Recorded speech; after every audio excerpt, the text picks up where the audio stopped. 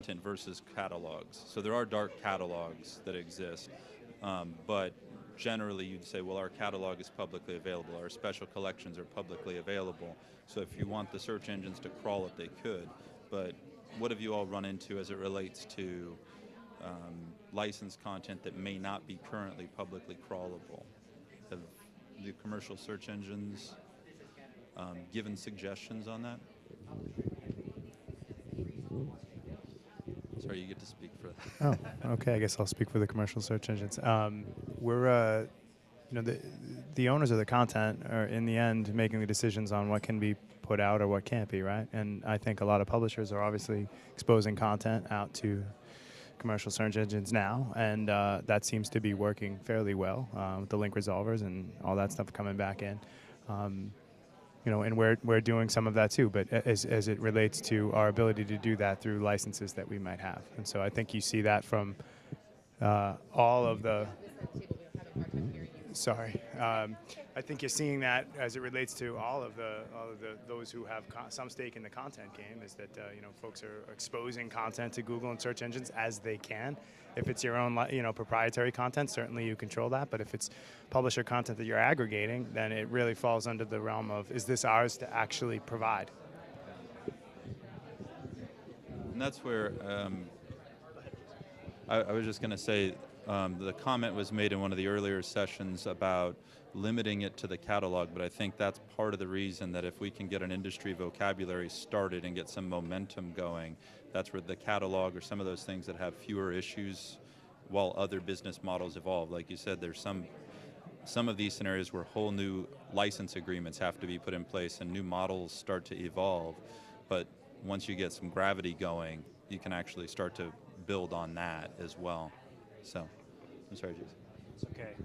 So one way I guess I think about, other than WorldCat.org type access to library holdings from the open web, I think about doing a search in Google, having either Google Scholar or Google Books come up, and then that driving you into an area that provides broadened access to the kind of content that the library has. So the Find in My Library button that's in there in Google Books, which I admit I haven't looked at in many years. I know it's always been kind of problematic, but that's one way that I can think about somebody who's one of my users who's out on the web being able to get into an ebook that I am licensing or other kinds of results. And so I don't know if there are other examples of things that have happened since then about ways that that could happen. Because Google Scholar, the other thing, if you do a search that looks like a scholarly article search, Google will pop up a couple of results at the top that are Scholar, and then it'll drag you into Scholar, which usually is helpful, presumably, right? So are there other models of how you can get to library content from the open web that don't depend on Google configuring it in a way that you can do that? I mean, I know putting your records out there, as we've talked about, but given the limits of license agreements with publishers and aggregators, one of the things I think about is how do we get them into aggregate content? That's important too, and we're kind of stuck in trying to do that. So it's kind of a naive question, but I think it's what I think about when I think of this issue. I think there's two examples we've run into. One, if you noticed in Bing, Microsoft Research had shared with us their A/B testing, and now in Bing, if you do a search for some of the most widely commercially held items, specific libraries that are nearby are showing up in options as well as Overdrive content, right next to Amazon and other things. And it's sort of an experiment they're doing just to sort of see about placement.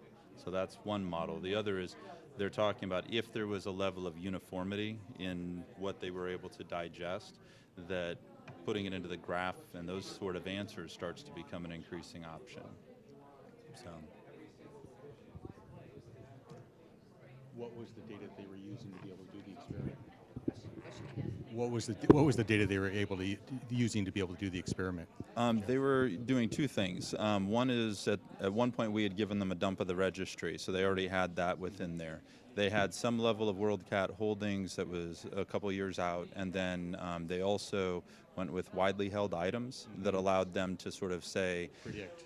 Roughly we'd assume these folks have it. With Overdrive, it's a direct harvest, so they're actually able to go in and do that. And that was where the discussion started into, If there's a way for us to actually get the content from all of these, we'd love to do that. And then if there's an action script towards availability, we'd love that. And so they started to just brainstorm some ideas at CNI related to that. Yeah, it seems like being able to predict at the head level would be relatively simple.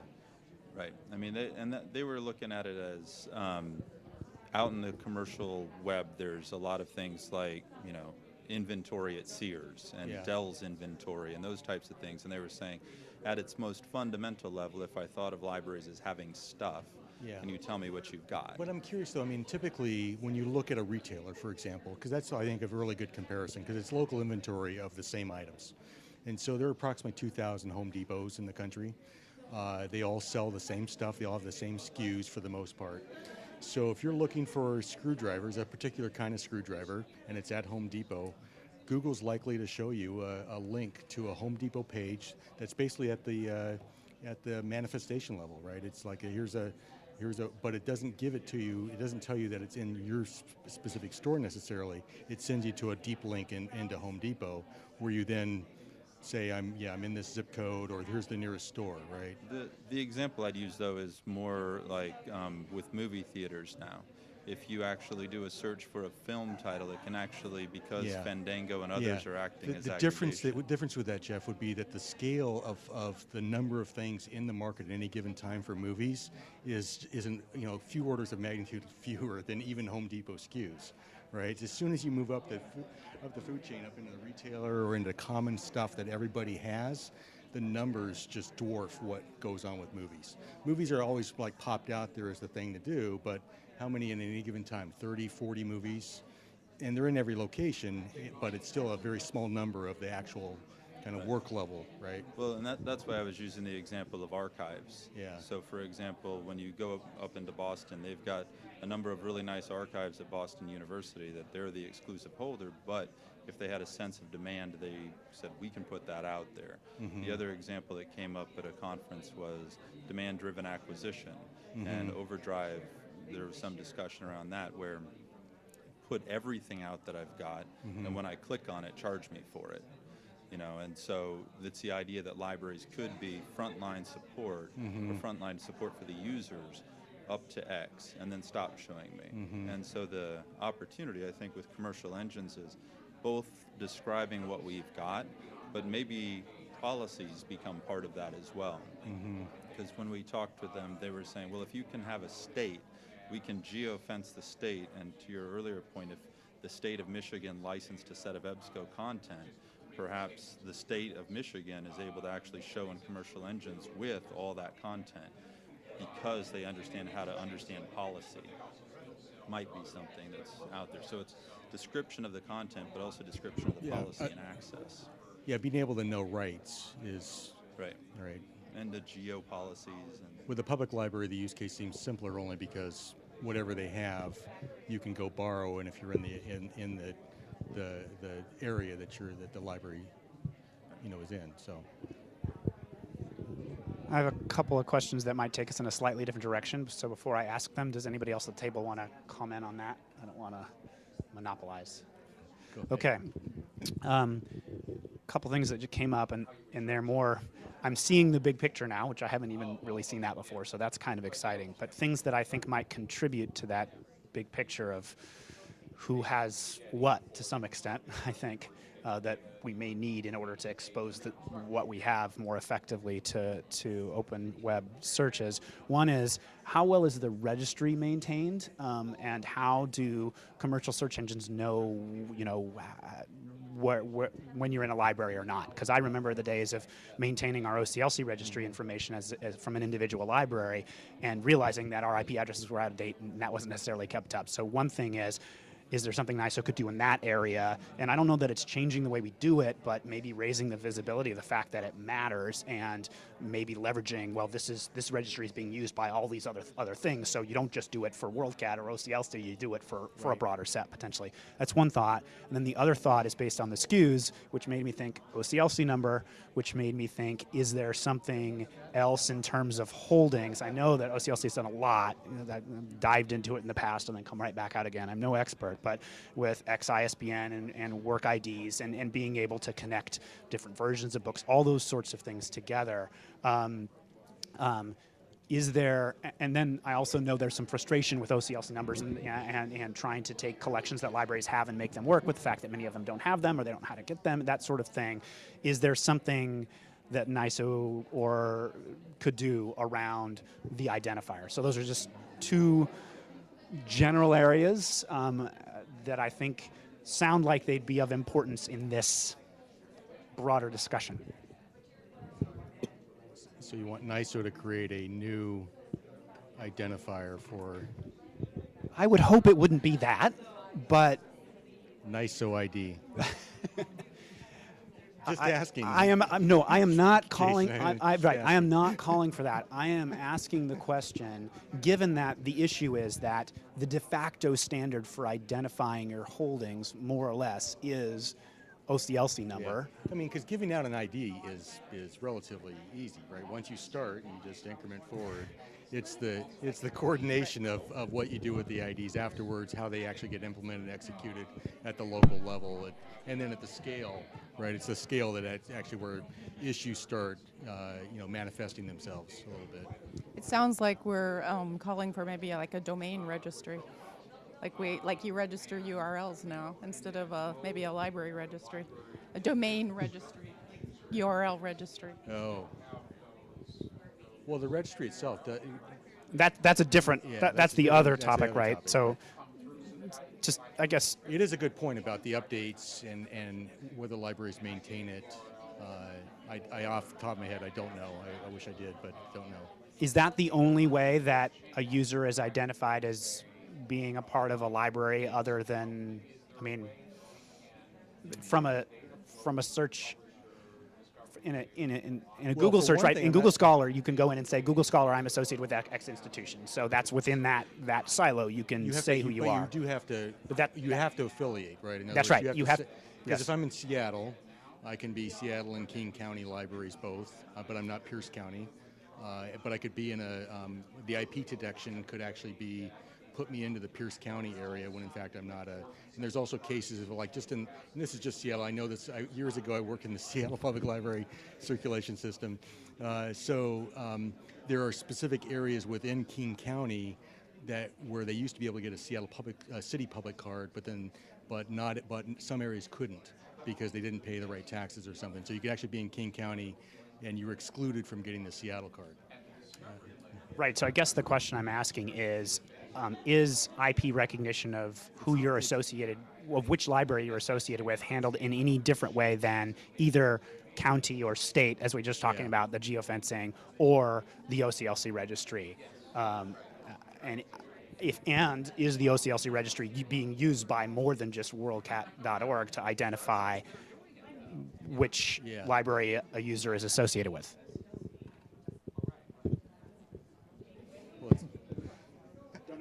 Don't know. I don't know. But it does seem like something around the registry and libraries understanding the importance of the registry for this might be a valuable direction.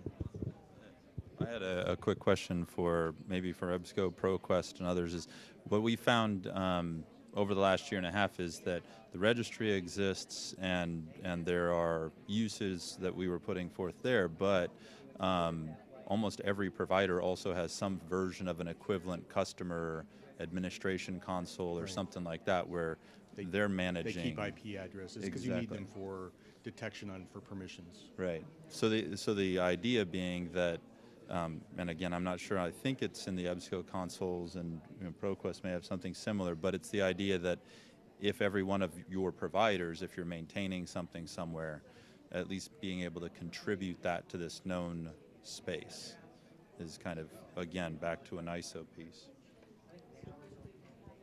I definitely support the notion of some registration in some way to identify, to link the library. We have multiple ways to authenticate in, and it's not just IP range. It could be from your cookie. It could be from referring URL. It could be we recognize, library cards as they're entered. So it would be hard to unravel, all the methods that are in place. But I do think, having some way to declare perhaps maybe even your preferred method of being recognized makes a lot of sense.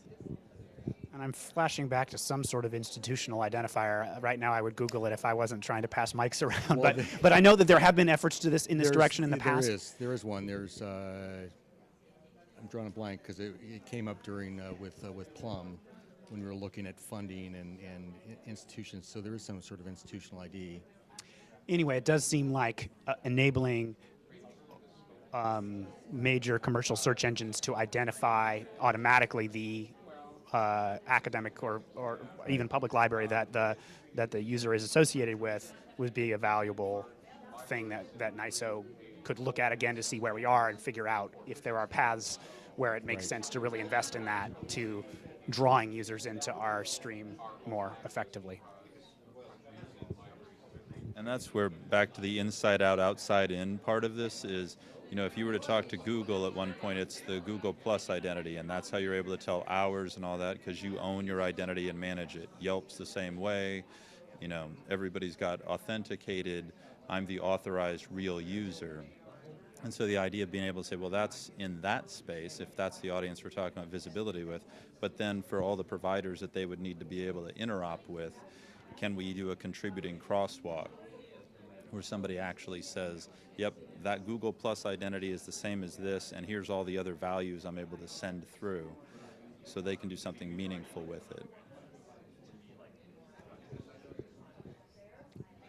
So can we summarize some of what the themes so far that we've come up with? I mean, we spent a lot of time here on recognizing a user where they were,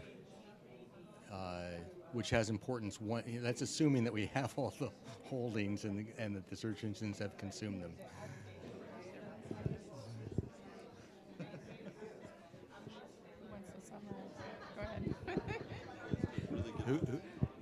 Who's taking the notes? What was the?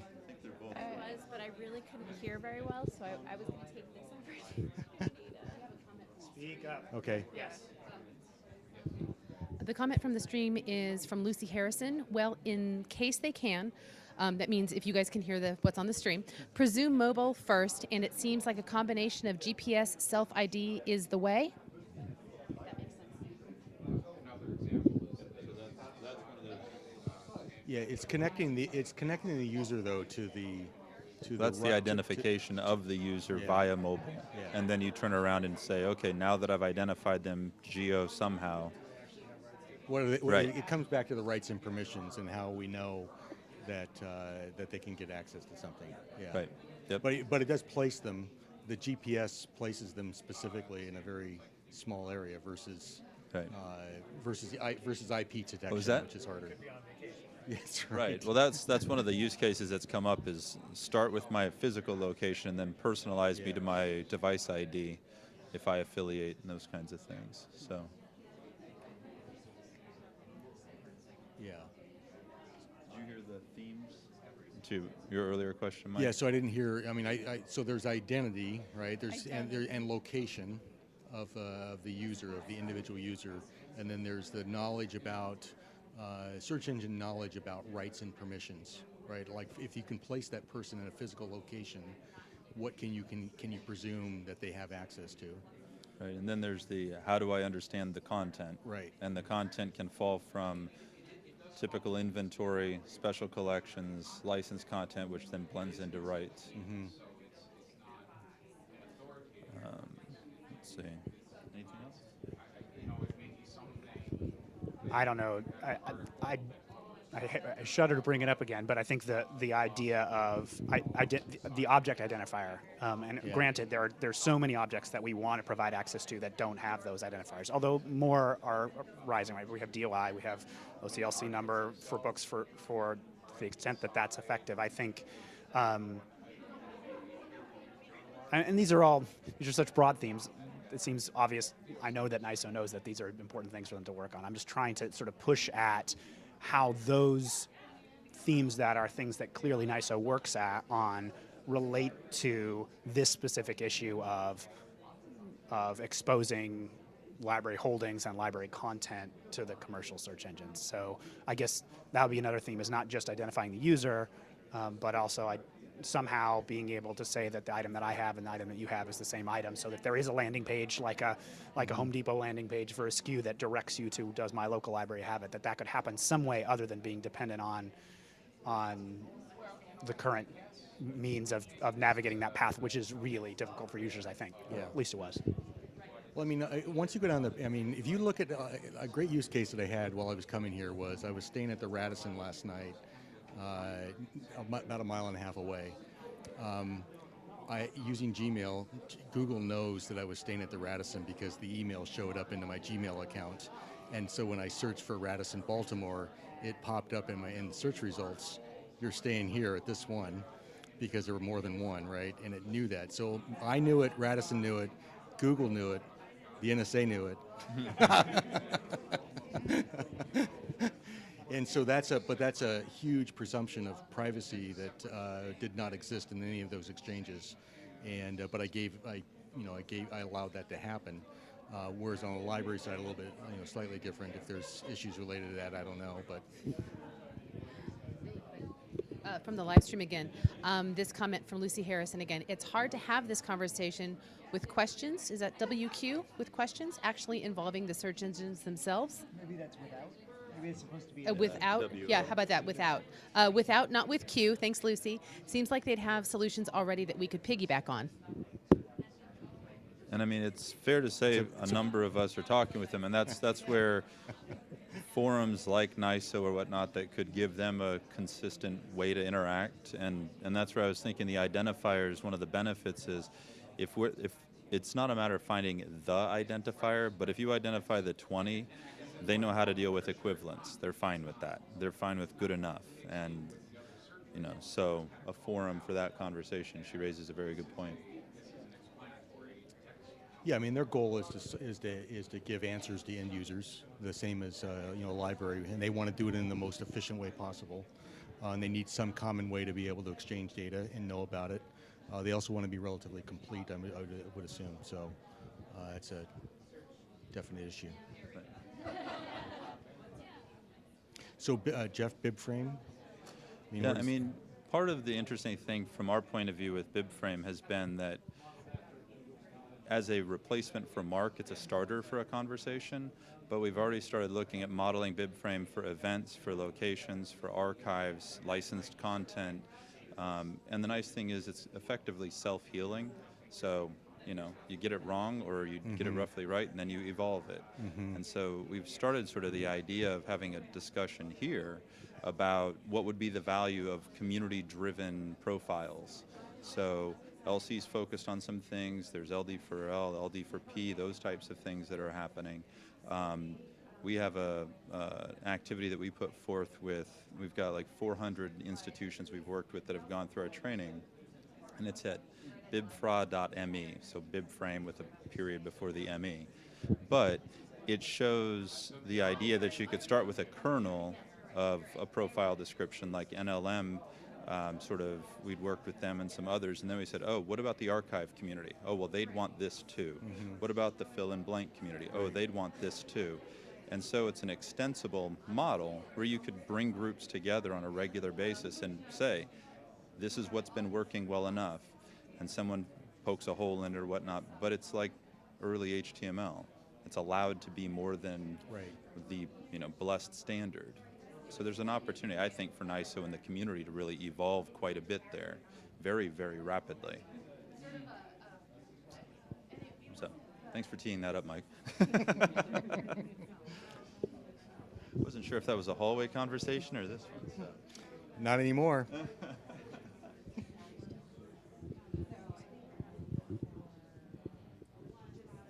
Juliana is currently looking at your screen. No, I'm trying to figure out if we need to go to 4:45. We started at 3:45. It's an hour. Whoever's got the microphone, just ask if anybody on the live stream has any questions. Does anyone on the live stream have any questions?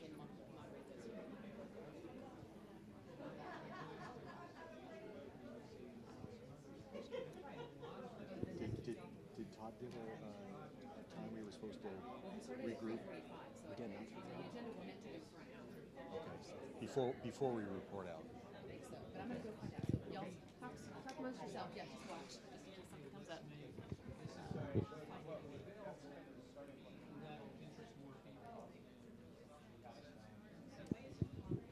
So I've got this question in my mind about the openness of metadata and how open it is at the moment. I hear different things in the UK about when we put this aggregation together of UK library data.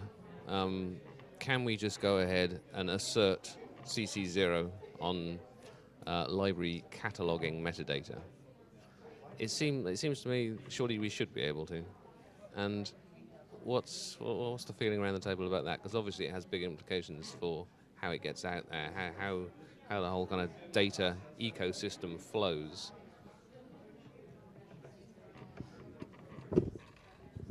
And it's funny you mention it, so that's why I grabbed out the mic, because this is part of the reason I was saying if one of the discussion points that came up in some focus sessions we did was if catalogs worked the way they should, and that was sort of a loaded statement somebody made, a harvester should be able to come in and meaningfully harvest the page, right?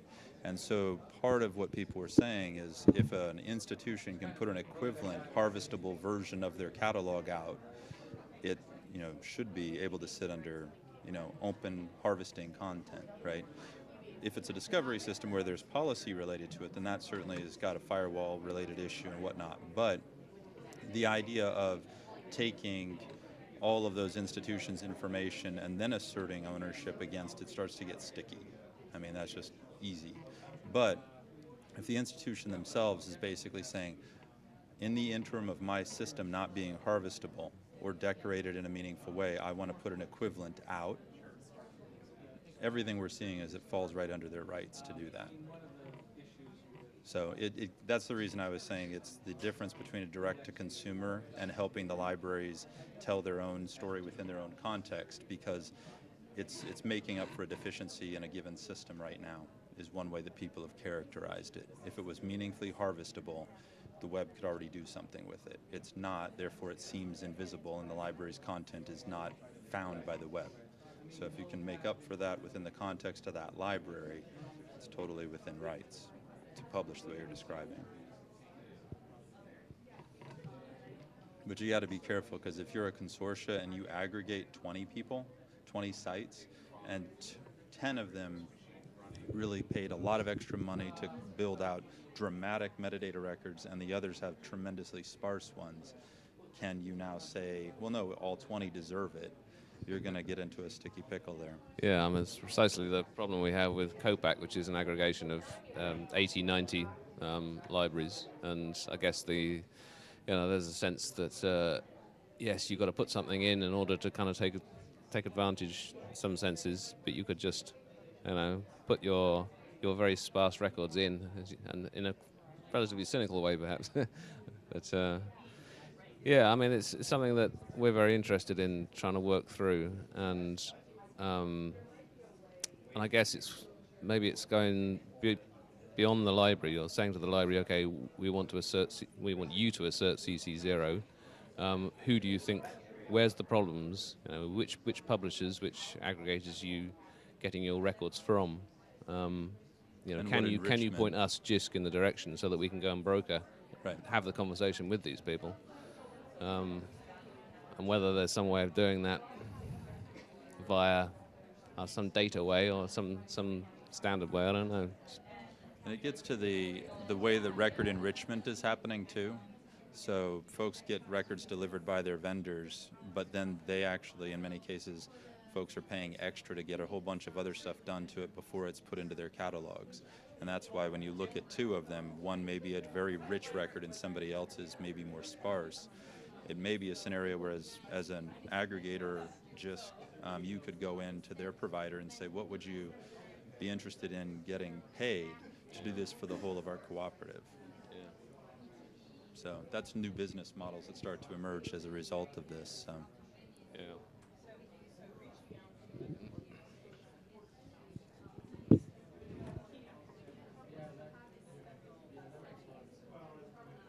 So what did you discover on timing? You have about 15 more talking. To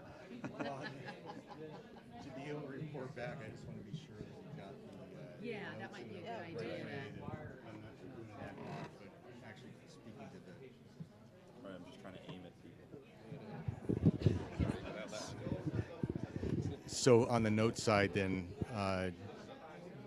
wanted to be sure we've got, like if we should review where we're at on the themes, the issues, and then walk down whether we've got something that's, and then kind of like part of it is where NISO fits in. Should we look at this from the point of view of like where we think the biggest opportunity is? Yeah, it said a handful of issues specific and actionable potentially by NISO. So. Yeah. I can also say that he would also like owners. Meaning, if you've got the idea, also think about some ownership of the idea as well. Todd. I didn't know we had to sign up for anything. Like table 10's looking awfully good right now. Don't they get roped into this table again? The short straw.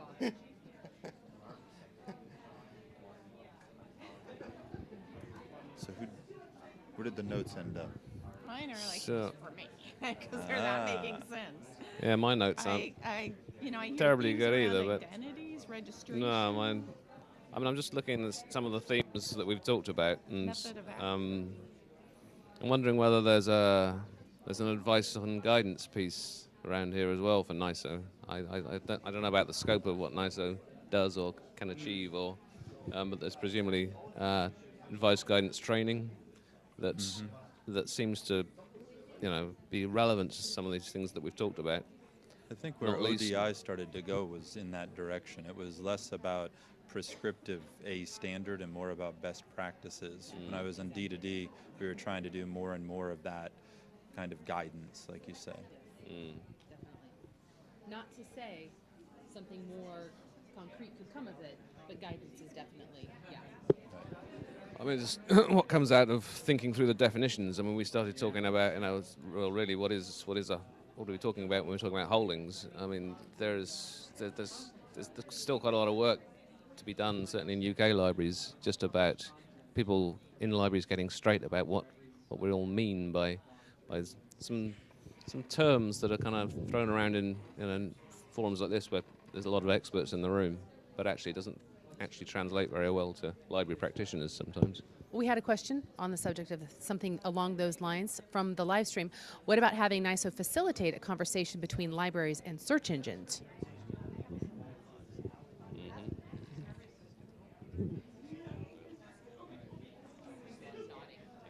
Yes. We're all yes. saying yes. The record show there was not.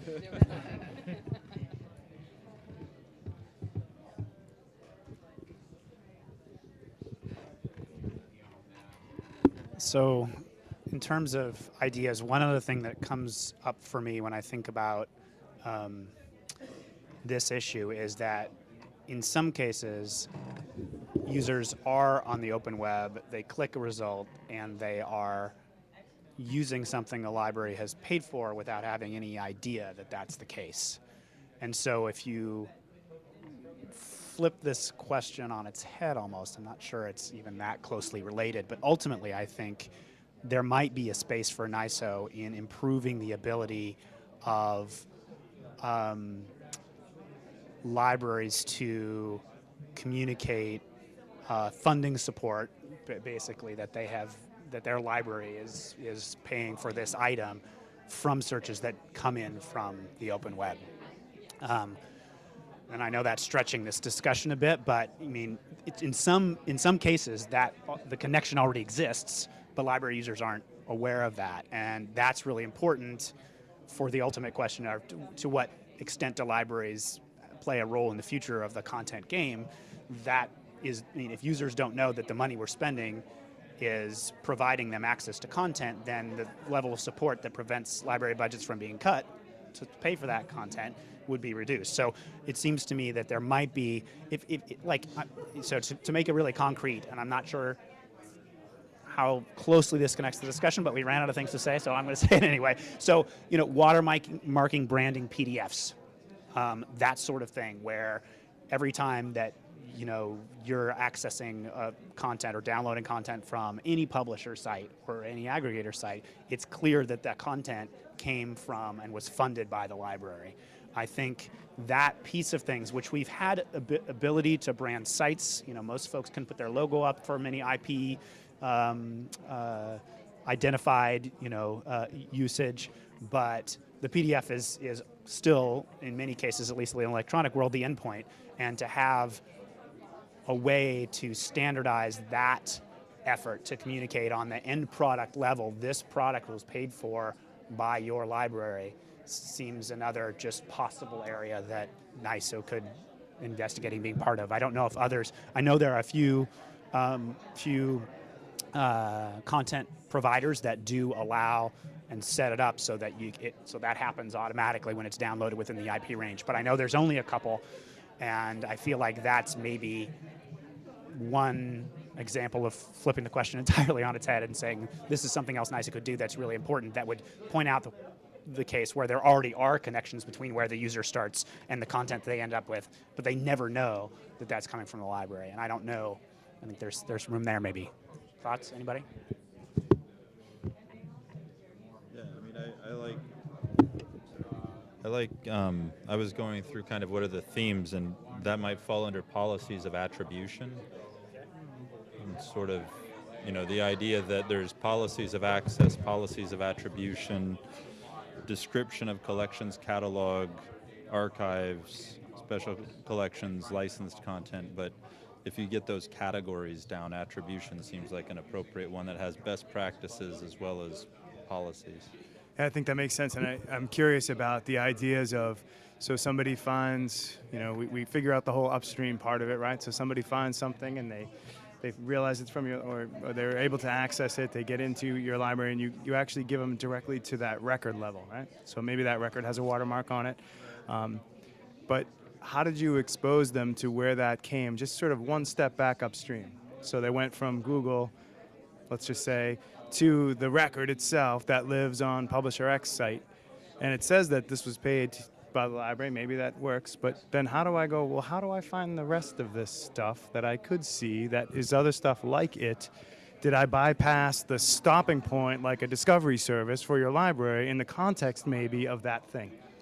And this is, really quickly, this is where also there are services out there like if you say, I want to watch X movie, and if you look even right now in search engines or solution finders, I'll call it that, because it'll say, here's the movie, and if you got Netflix, click here, you're going to watch it there. Amazon Instant, click here, and you can buy it from Apple iTunes, and it just turns into an opportunity that you could have a direct-to-consumer buy.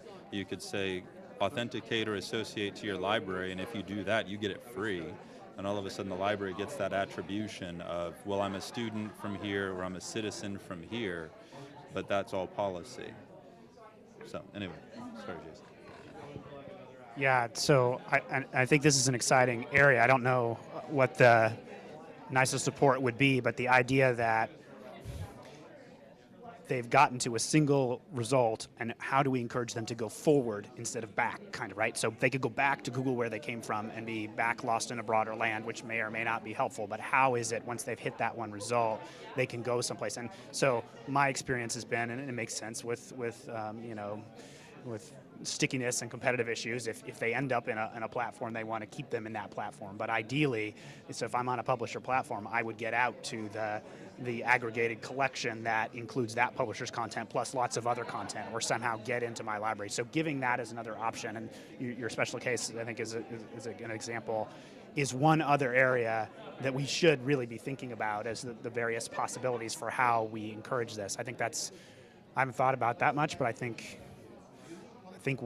there could be a place there for a general tool or software that would support that case that's similar to, you found a movie, here are the various places you can get it, that wouldn't be dependent on Google. And that's what I'm asking for, is because the one that's dependent on Google is we have no control over it at all, but what about one where we have more control over that? And so existing on the publisher side, existing in any place within the library collections that a user is, would be really helpful.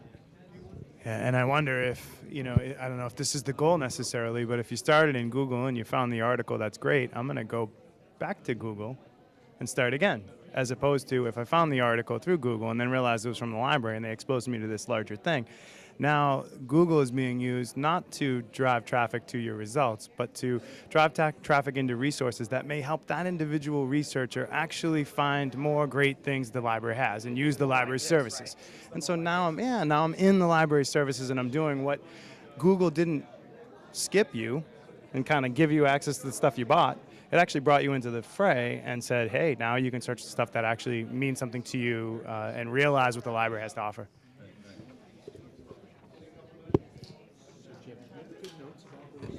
Those themes, or do you want to compare and contrast over? I think the big thing is really on the NISO side was where I think this is where I'm at right here. I think we're just With trying to. themes and issues, identity of person placed in the physical location, which is basically which library, boundaries of library related to who has access, public versus academic. We got formatting the accessibility and knowledge of the content, bibframe, schema.org. Yeah, and I think in some of those there was the extension of, into collection descriptions So as a NISO opportunity? as a NISO opportunity, a community of profile extensions that represent the library's content and crosswalk it into the areas we want to show up in or be visible in.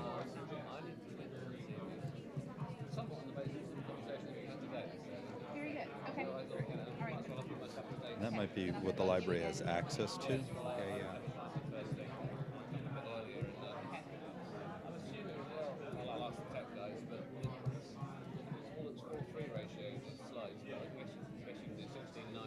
What others? Let's see. The role of NISO on identifiers.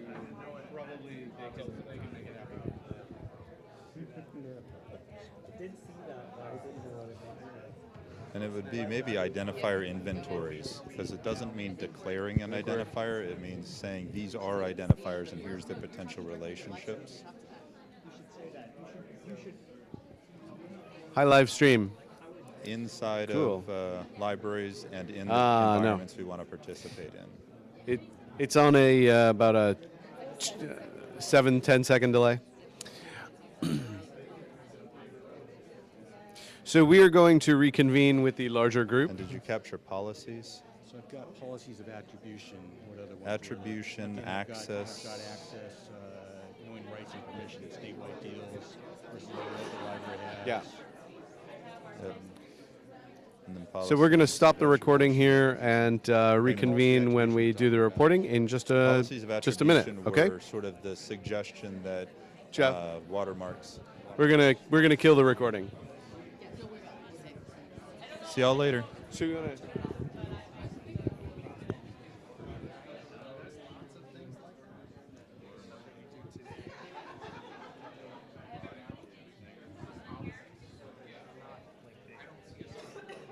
I don't know where the. I don't know. Well, we still have does it have 5 hours?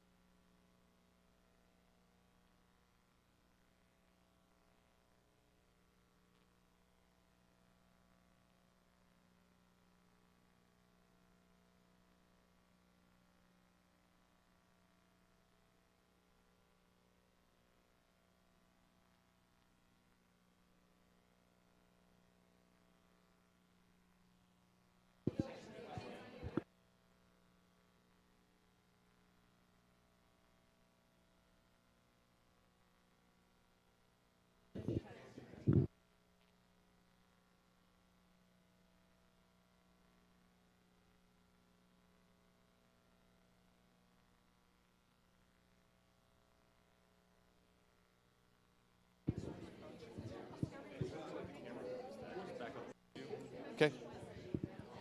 All right.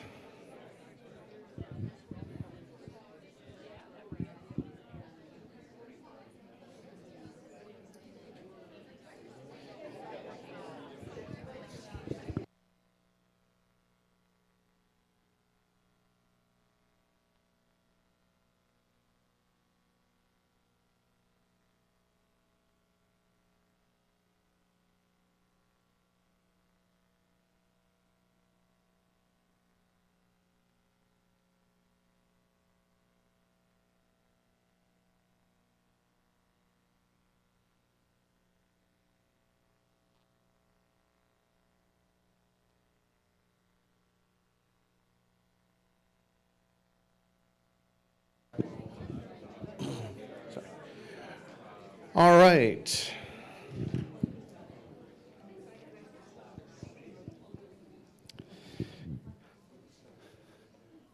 So just as a quick temperature check,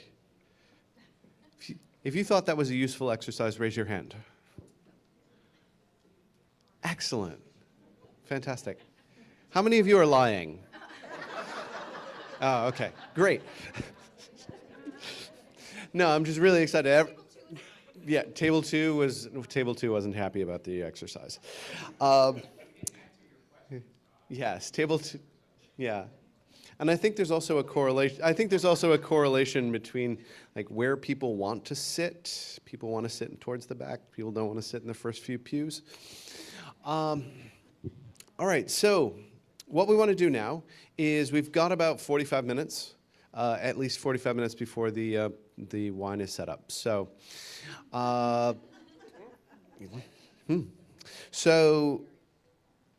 and apologies to those on the live stream. We couldn't ship wine over the internet. It's.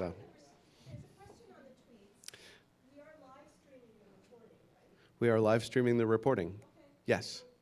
We're going to continue the live stream until about 5:30 or thereabouts, 5:45 maybe, depending on how quickly you all can report. Ending the reporting early won't speed up when the bar is open. Sorry. We could go in order, or does anyone really have an itch to get up and go first? You just want to get it done? Excellent. I am always surprised that there are people who want to stand up and do it first, get it out of the way. So, oddly enough, we go from 1 to 3 because you all raised your hands. Anthony, we'll start. We can be totally informal. We are going to be totally informal. I don't know how to do formal. So this is table 1. We were talking about vocabularies and standardized vocabularies. And I confess that this went off in a different direction than I expected. We started out with the statement that there's a lot of medical vocabularies and there's LC and all these things. And it led to the conversation that 2 of the people at our table work at an organization that creates a lot of data. And their concern is more for how to create the data in a way that is consistent and that uses standardized vocabularies and standardized data dictionaries, basically. And then how that could then be used in discovery systems, which I was only thinking as an academic library, how do we make all these existing thesauri that are already out there work well together for our students who are searching and our researchers who are searching. So both of these are very valid aspects of talking about a standard vocabulary. And so we talked about both of them. So basically the idea is that as we pour more and more content together into single search environments, our users and our data producers and the discovery vendors are all facing many more vocabularies that need to work well together. And there's right now no global crosswalking, no overarching guidelines about which vocabularies to use, no standards and best practices for selecting and applying the vocabularies if you're a data creator. So those were our problems right now. Right now, I learned there are some current NISO projects that relate to this. They have some policies supporting vocabulary use and reuse, or they're working on policies, I should say. Documentation and best practices for linked open vocabularies, LOV, and preservation of vocabularies as they either become abandoned or updated and so forth. So our thoughts were that for data creators, they need to know which vocabularies exist. They need standards and best practices to guide non-librarians creating and using those vocabularies. It needs to be something that is standard so it gets the attention that it needs or deserves from the bodies who might not just pay attention to the fact that librarians think that it's a good idea to use a standard vocabulary. And for discovery vendors and searchers, we need documents and best practices for making vocabularies work well together, and also maybe guidelines on what sort of administration and user tools should be in the systems so that we can manage those vocabularies. There was also some conversation about what role NISO might have for helping with crosswalks, and I threw out that maybe there needs to be some sort of way to vet the various hundreds of vocabularies that exist and make recommendations about what to use for which situations. And that's all I have. Is there anything I missed you guys want to add? Okay. Hope I didn't go over.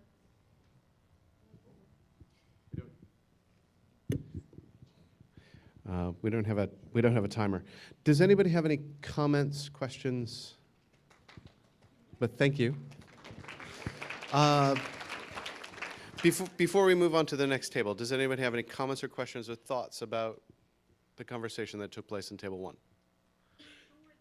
So, here. Who are the data creators that are at the table? What organizations are you? Healthcare was the answer. Health systems. So, here. Okay.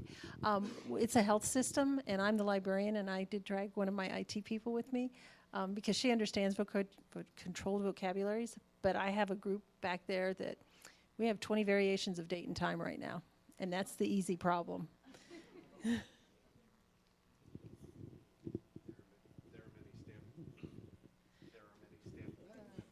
There we go.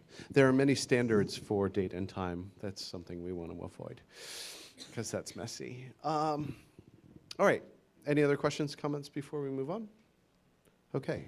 So, table 3. Yes. Okay. Our question was, what was it? Direct transfer of bib data to Discovery instead of in the catalog. So one of the issues we clarified was the vendor saying, I've got to create XML data to feed into the Discovery system, and I've got to create MARC data to create into the ILS. One of the decisions we made was we need to get rid of the OPAC. We get rid of the OPAC, and our Discovery tool becomes a Discovery tool. We feed the information for Discovery into that. Our traditional library system becomes a digital management system, or a rights management, or a, what was the word you used, Anne-Marie?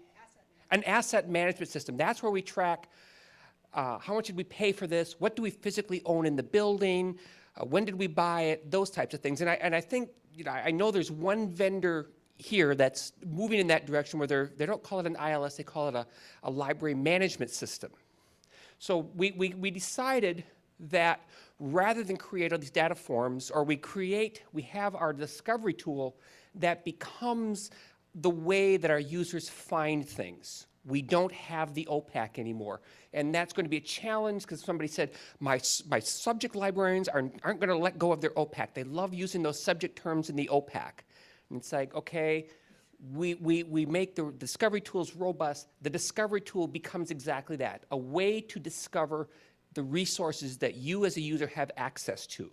We use the library system to become a way to manage what did we pay for it, what do we physically have in the building when we do inventory for those types of things, because we don't inventory our e-journals. We don't have to inventory those. We have a different tool for that. We're moving away from rich OPACs if Discovery can handle granular data for search and access.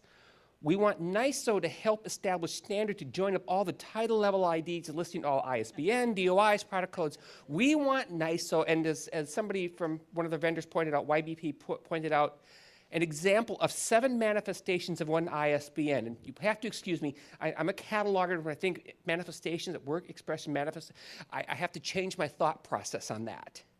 Because I say, okay, we've got the same work in all these different formats, but it's actually the same thing. And the challenge becomes, how do we display that to our users? How do we make it findable? And how do we keep track of usage and what we have the rights to? So that was our goal, is that NISO somehow is going to wave their magic wand and help create some type of standard level title IDs. Questions? I had a library instructor when I was in library school many, many years ago, who said, dream big. And I said, wouldn't it be great in a library if you could have these books that have little things on them that the shelves could read, and when you want a book, it would just pop the little book out on the shelf? Well, yeah, it's called RFID. But back 25 years ago, nobody ever heard of it, and then the library instructor said, that's a ridiculous idea, you don't get a good grade for the assignment. So the thing is, dream big, because if we don't dream big, then we can't achieve those big dreams. So a standard title level ID is sort of the equivalent of FedEx, then. Yes, that's your job. That's your job. That's our job. Any questions or comments on that? Pretty simple and achievable, I would say. Okay, next up. Thank you. We're going to step out of order here. Gary? Yeah, we'll go to group 8, 138, interesting counting. Our topic was interoperability of non-text with discovery, specifically sound, image, research data. And the kind of founding or initiating questions were dealing with university archives, a bunch of images that have little to no metadata, music scores and recordings that aren't necessarily linked to each other, and how they might be made available in discovery tools. ETDs and other digitized content in an institutional repository, and research data sets. We talked a lot about, I think the biggest crux of the problem came down to the metadata needs to be cleaned up in some way, and before we can really think about ingesting it and making it available in the discovery systems. So I think the one concrete idea that came out of it was for some of the research data sets that may have some particular, like all of this has value, but the research data sets could become more critical in the coming years. Potentially working with other institutions and professional associations in specific subjects and genres may work together. So one example was, I think, astronomy data, some data sets. If there's a professional association and a group of libraries that have the same problem, it might be economically feasible to come up with a program that could get a consistent vocabulary and backlog that would address the backlog, some kind of workflow, perhaps even a grant from an appropriate organization. So it's kind of the foundational problem that has to be solved. How do you get some cleaned up data? There are tools that could be used. It's probably hard to imagine that any one library would be able to have the capacity to develop, to work with some of the scanning tools and some of the cleanup work that needs to happen, but maybe collaborating together, there would be a way to get that. Did I miss anything on that? So far, so good. We also talked, we had two vendors present, Atlas Systems and Ex Libris, and one of the issues that came up again with metadata was some inconsistent metadata, incomplete metadata for finding aids and making special collections available. And I don't think we had any particular answer for that, did we? No, no. It's an ongoing problem, and no particular, and I'm sorry to say, no particular request from NISO to help us out.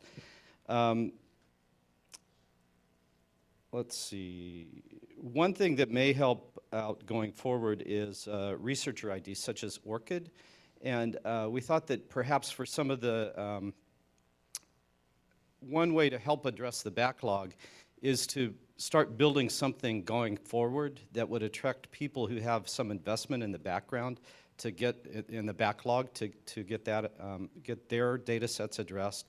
So if having a researcher ID, assigning an ORCID makes content visible and better tools to make data sets more visible, other people, the people that own the original data sets that are part of the backlog might have some motivation to participate in a way to clean up, to help clean up data, the metadata, and make it more visible. And my particular thing that I'm interested in. We're actually, I realized through the discussion that at UCLA with the CDL, the partnerships that we have, we're in pretty good shape, and we've got a lot of images and sound and stuff that we want to make available. And we do have some pretty consistent metadata to work with that. So once I think anybody can reach that point, what I'm really hopeful is with Resource Sync as a possibility of making content available, and as it proves valuable, anybody who's interested in harvesting it will be able to and include it in their discovery systems. So we're experimenting with that with the Calisphere, taking the content from our digital library and making that available through Resource Sync to Calisphere, and eventually, and then it will get into the digital library program, DPLA. And so there's a good chance of making stuff discoverable through some standards that have already emerged from NISO. And I think it's a question of the motivation of the discovery tools and the vendors and whether there's value in adding that to their collections. Whether it requires a particular relationship with the content owner to initiate it, or if there's just value in these resources in making them available even though they're open source. So did that cover everything? That covered everything, yay.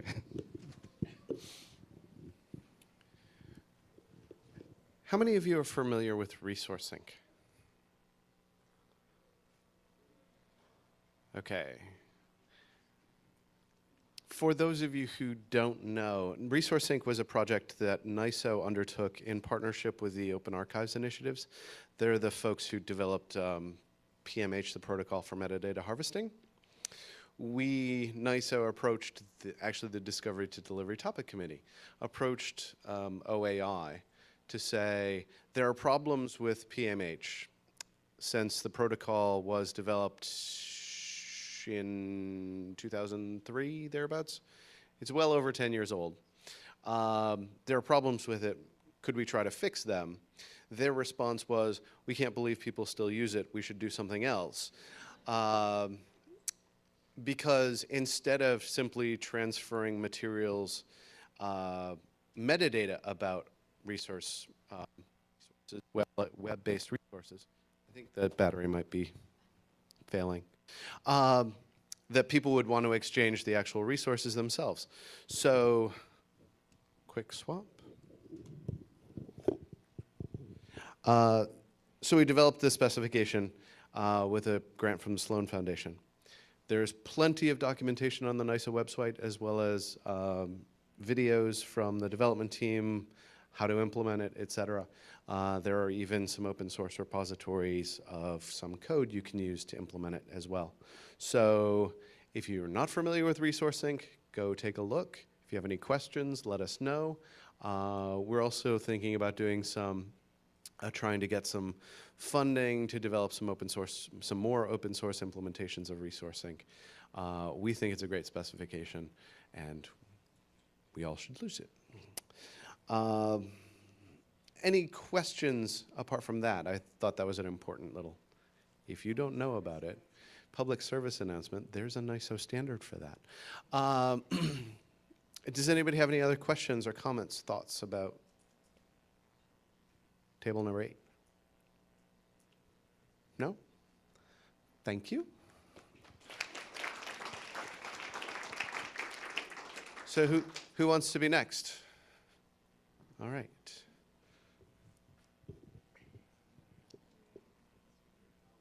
Go ahead. Okay. Am I supposed to stand somewhere? Okay. All right. Hi. So table number 6 was a fairly big group, and we were talking about open access discovery. So there were several issues we did a round robin and went around the table and talked about what we all are interested in. It came down to trying to find a way to easily figure out exactly what an open access platform has in it and how open it actually is. There are many definitions of open, and open after 8 months isn't the same as open immediately. There's different things in different IRs, everything from theses and dissertations to student white papers to, other things that people may or may not want turned on in their discovery system. So that's kind of the path we went down to, is how do we help people managing knowledge bases and discovery systems to know what to turn on without spending oodles of time doing that. So we had some things we thought NISO could help with, some standardized metadata to allow OAMPMH to reveal OA status, some kind of place to determine OA publication quality, or a place to assemble criteria for judging quality. This is thinking mostly of IRs, some kind of complement to the DOAJ maybe. Was something published or was it just submitted? How do we get the discovery systems, the central index, to point to an IR? And do we know what we get when we do that? Talked about the discovery system versus the knowledge base. Do the discovery systems. We were all basically librarians of one stripe or another. We didn't have any vendors at our table. So we have a question, more for the vendors than NISO.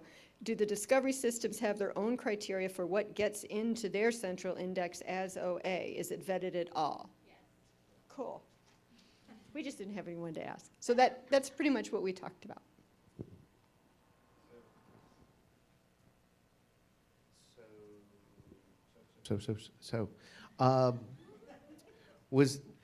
I didn't hear who responded. Me. So are you answering for all of the discovery No, providers? no, sorry. I was responding just my experience. Sorry, this is Letty from Sage. I was just responding from our experience. Not all of our OA titles are welcomed equally. Okay, but I think to the specific.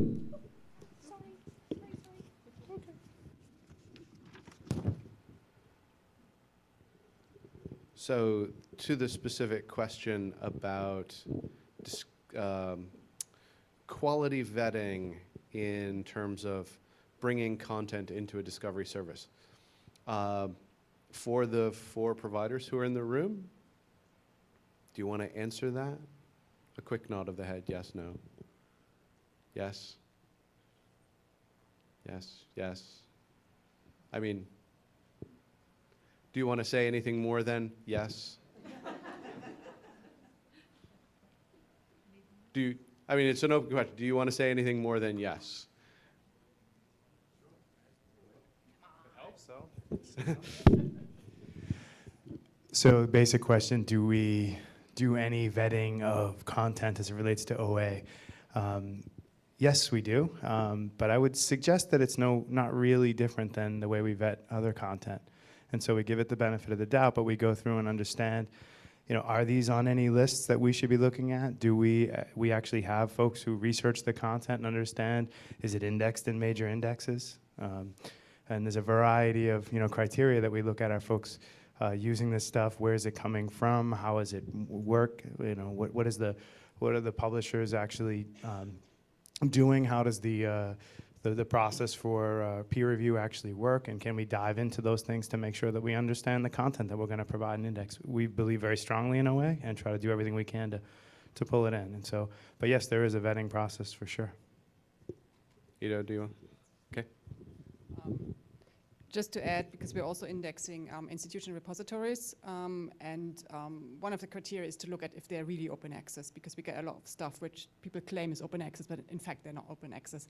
So you need to just check if they're really accessible. So just wanted to add that.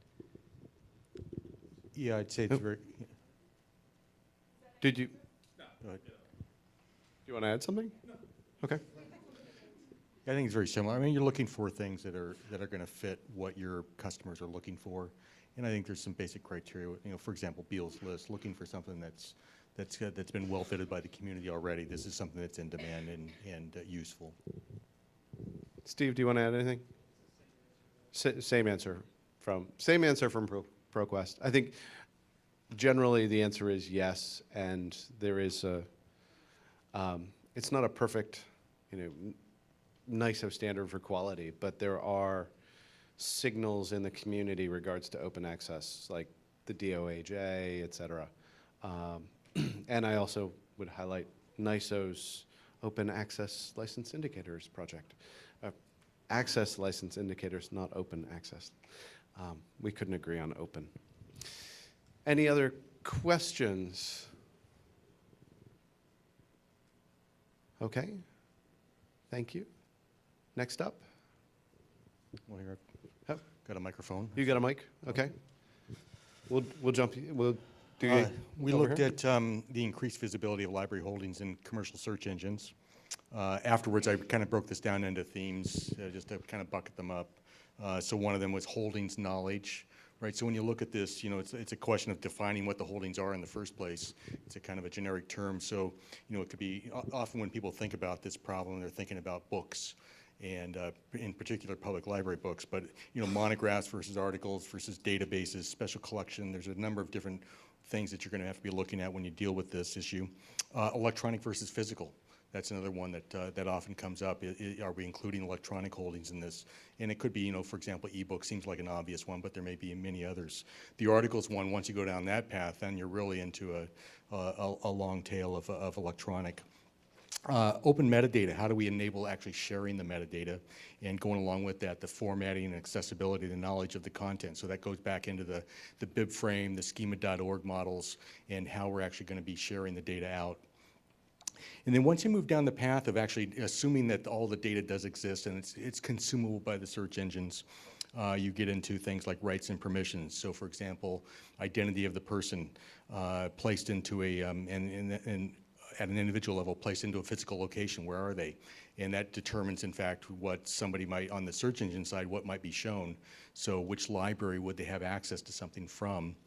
And then once you would go down that path, and suddenly you're into kind of boundaries of libraries and who might have access to that library itself. So if it's a public library, you may be in a place where there may be 2 or 3, and you may have access to one or all.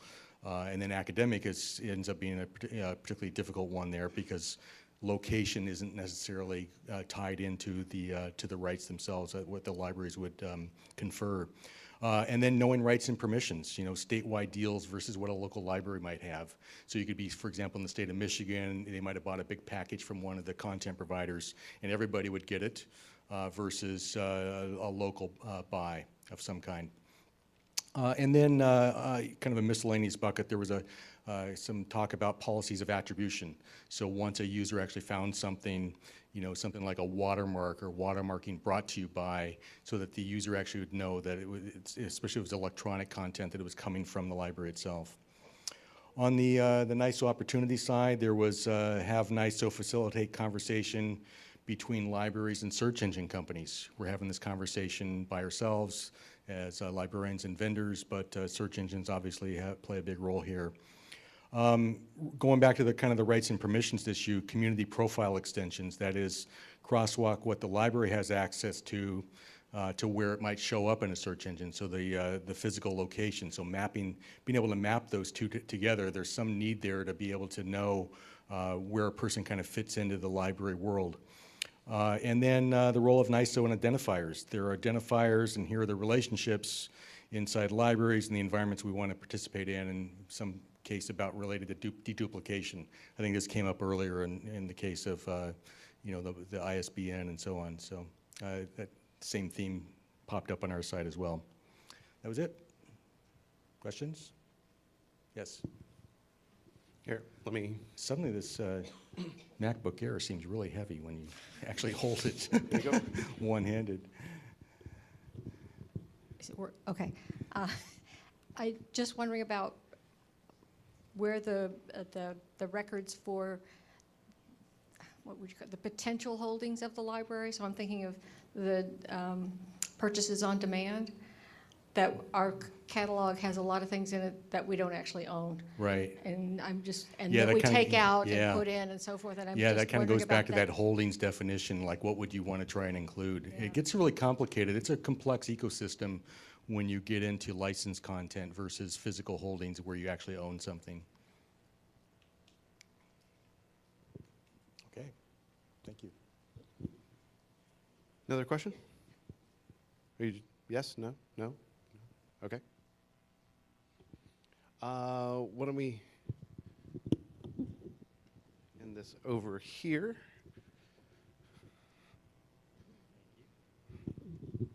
Hello? Okay, this is working. All right, so our topic was linked open data coexisting with vendor business models. And to frame that as a question, really we were asking, can linked open data coexist with vendor business models? And the short answer is no, but it wouldn't really be a service to us to just end it there. So we started off by defining linked open data, and the idea essentially was that linked open data is a very simple data model based around triples, and so this is subject, predicate, and object, and so the example given was title, author, and URL, and that you can do a wide variety of things with this data. A few of the things that we talked about was network analyses, doing a kind of a friend of a friend of a friend, the semantic relationship between those things, and really being able to tell, do an author truth. So in being able to do, so the URI, thank you. So essentially being able to differentiate between John Smiths and the various authors. But fundamentally, what we came down to was how do publishers have a business model if they're giving away their information for free? And so we talked a lot about that and then kind of moved past that because we kept hitting our head against the wall of, well, they can't have a business model. But some things that we thought about. So how do they have this business model if they're trying to give away their product? I mean, there's the obvious one of Facebook, which is that they could just rely on advertising money. There's the idea that we threw about, which is kind of partially linked open data. So you would give away linked open data for certain things, for some of your data, for some things that were less important and not nearly as instrumental to your business model. And another example given was the gold linked open data model, which is essentially that you could pay up front. Someone's going to have to pay for this in the end, so you could either pay on the front end or on the back end. An example given of someone who is doing linked open data that is a paid publisher is Getty. I don't know a whole lot about that, but it is actually happening out there. But fundamentally, the crux of the problem was that publishers want to monetize their product. And so if we're doing linked open data and if we're talking truly open here, that we can't really get around that problem. I think that's about it. Does anyone want to add anything else?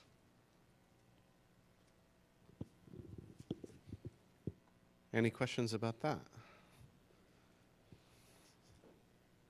No small challenge there for NYSO. No. One of the things we did think about was that NYSO could act as kind of the intermediator between people wanting to use linked open data and vendors wanting to sell, rent, lease, provide access to linked open data. But of course, once you're talking about selling, renting, leasing, you're not really talking about linked open data. So NYSO becomes OCLC. Yes. I think there is an organization organized to do that, but okay. Any other questions or comments? Yeah. Can it be combined with open access? This feels like a naive question, but can it be combined with open access? Did you talk about the fact that that business model is different? You already have pay up front. You have a big content, so sort of proof of concept, effectiveness. I don't know how that would work, but did you talk about that? Did we talk about open access at all? Right, as an example of where the business model wasn't in the way, and you might be able to leverage or work in that space.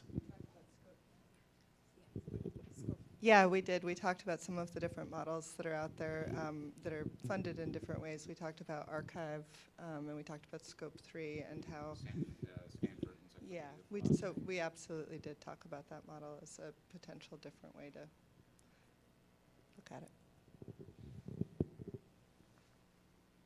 Yeah, there's certainly a lot of overlap between missions and approaches about distributing content freely, data freely, et cetera. So there are certainly overlaps there. Anyone, any other thoughts? Okay. Who's left?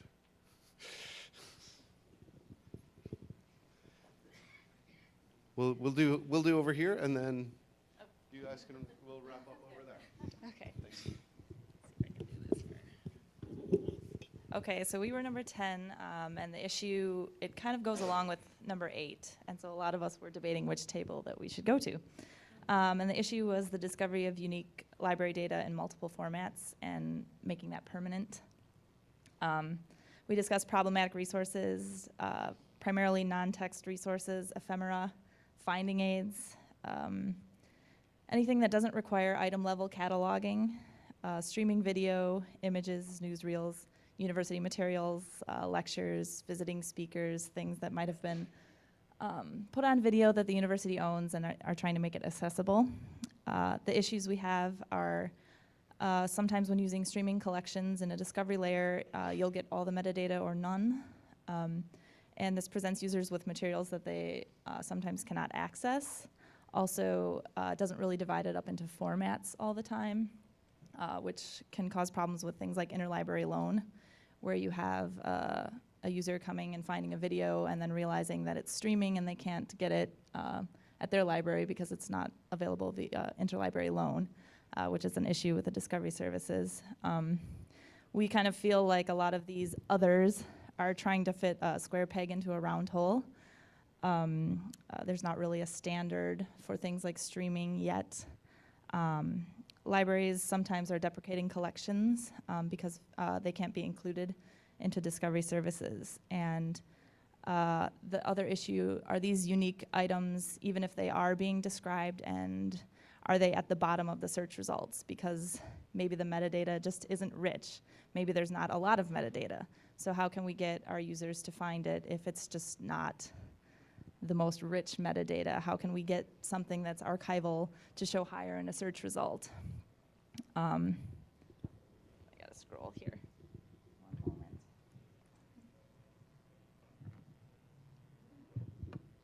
Okay, I'm back.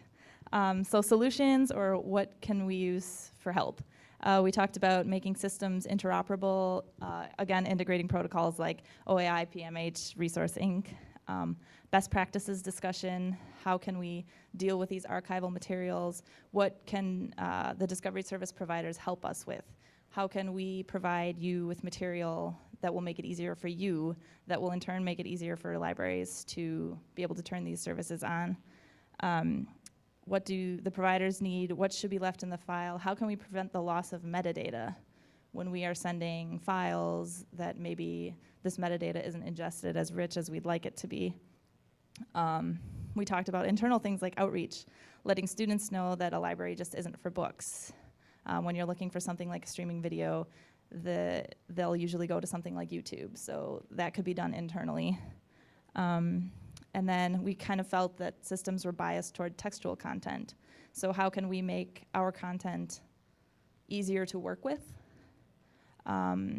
Because we're more than willing to do that. And just basically things like that. How do we deal with multimedia content? And any suggestions or discussions that could help us do that would be wonderful. So that's what we have. Any thoughts or questions, comments? Okay, over here.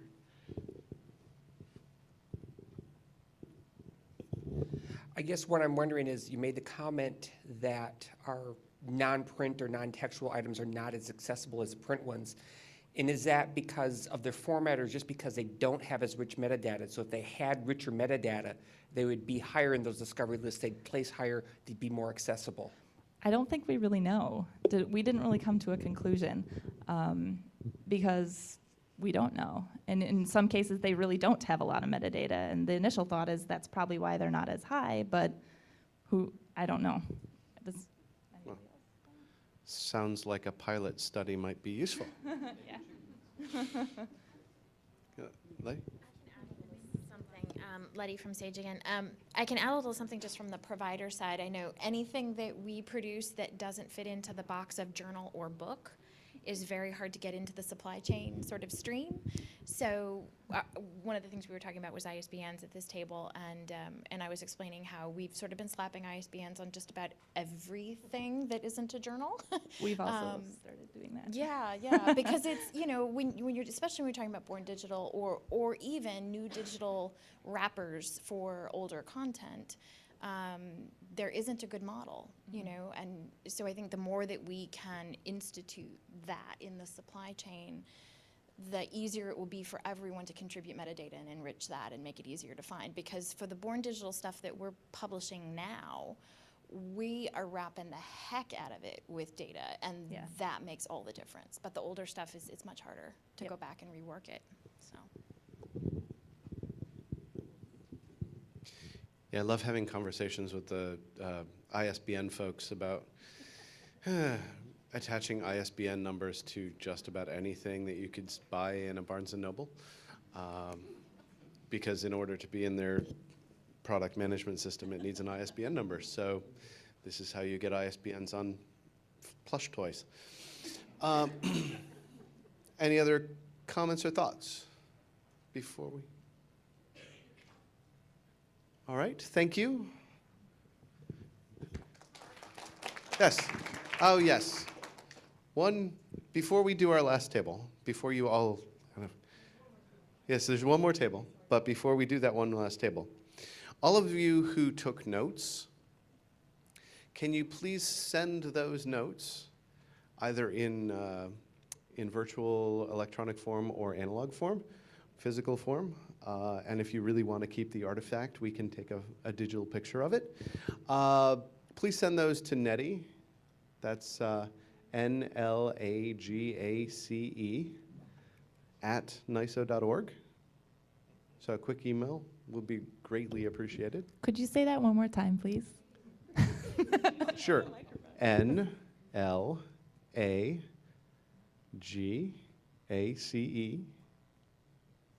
@NISO.org, and Lagasse @NISO.org.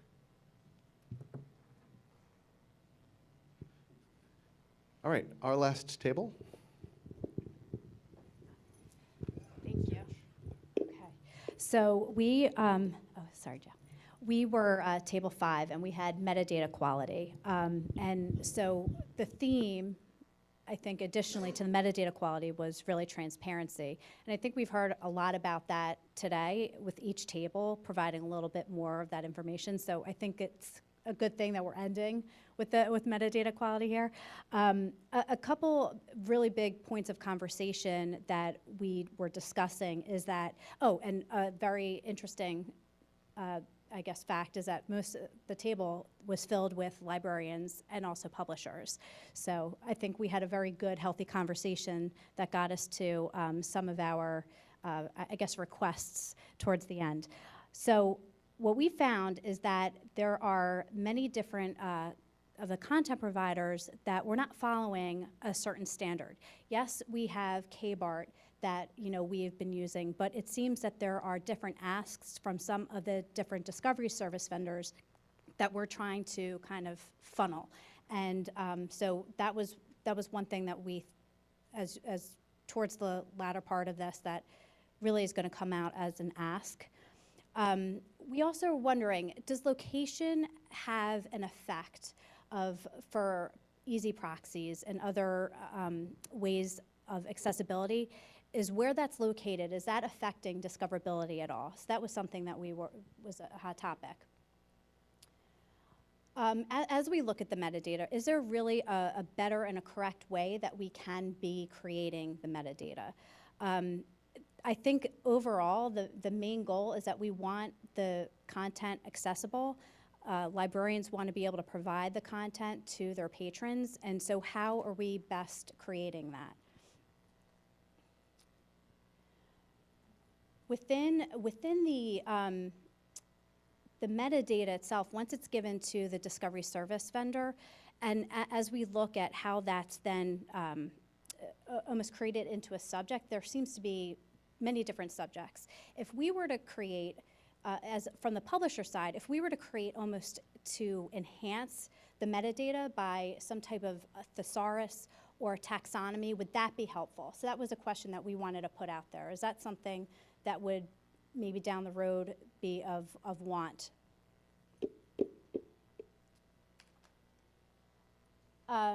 So really in looking through that healthy conversation of where we want to go with recommendations for NYSO, I think that NYSO is the perfect facilitator for this discussion, and as Julie had mentioned from IEEE about bringing together everybody in this room to have that conversation of starting from this point on of how do we make things better and being transparent and what is going to be the best way to do so. I think that's really what NYSO's role could look like. NYSO, I don't know if you agree moving forward, if that is where you would like to be in that role, but I think that would provide, again, further conversation with all players of librarians. You have your publishers and also the discovery service vendors coming together. Again, it's just that transparency moving forward. Anything? Questions? Comments? No? And yes, this Okay. that is a role for NYSO. Any other comments or questions on that? Kind of nicely summarizes some of the themes that we've been coming up with.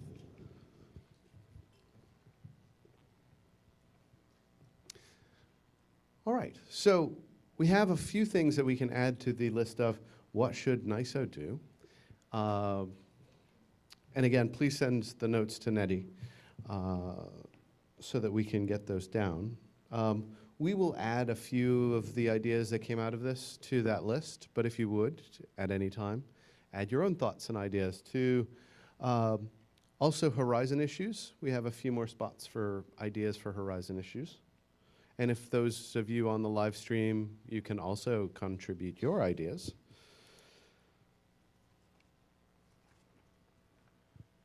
So that brings us to the end of day one. I think, woohoo, okay.